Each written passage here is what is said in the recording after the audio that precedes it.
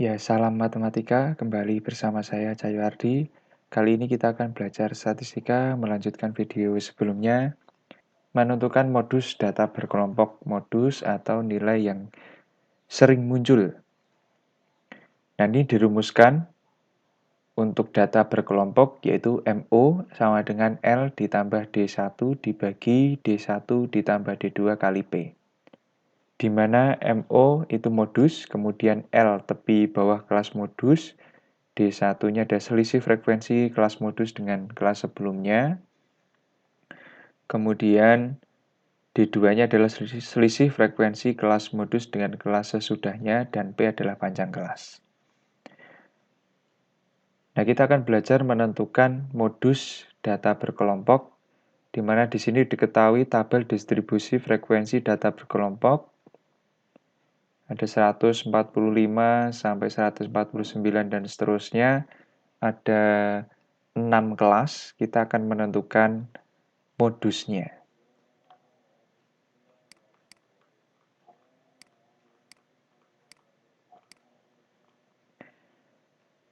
Oke, penyelesaian modus itu tadi adalah L ditambah D1 dibagi D1 tambah D2 dikali P.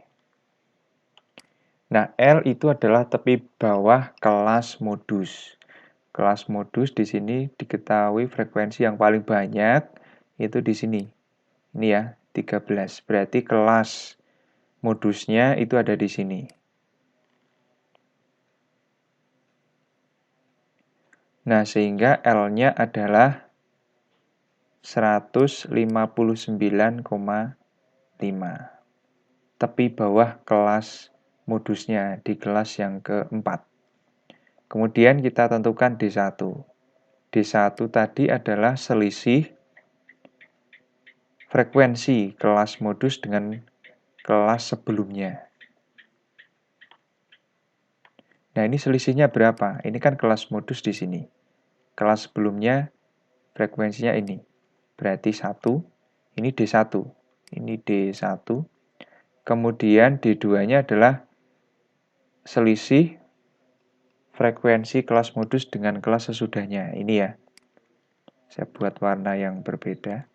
Ini. Nah, ini berarti ini sebagai D2. Selisihnya ini sama dengan 5 ya.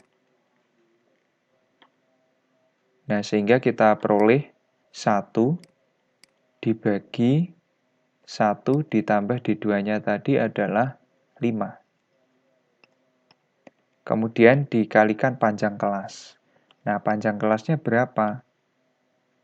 Nah, P-nya berapa?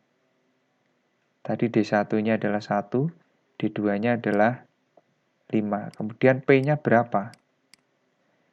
Nah, P-nya ini adalah panjang kelas, ya 55, 145, 146, 147, 148, 149.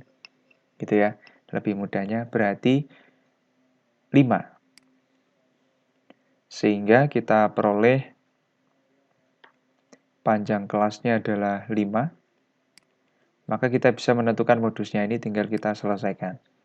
159,5 ditambah 5 per 6. 159,5 plus ya ini sekitar 0,83 ya. Maka hasilnya adalah iya, 159,5 ditambah 0,83.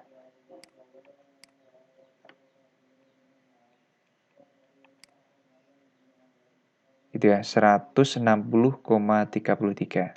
Nah, ini adalah modus dari data tersebut. Nah, data yang disajikan dalam tabel distribusi frekuensi data berkelompok. Ya, cukup mudah ya. Demikian untuk cara menentukan modus data berkelompok. Nah, kita jumpa lagi di video berikutnya. Terima kasih.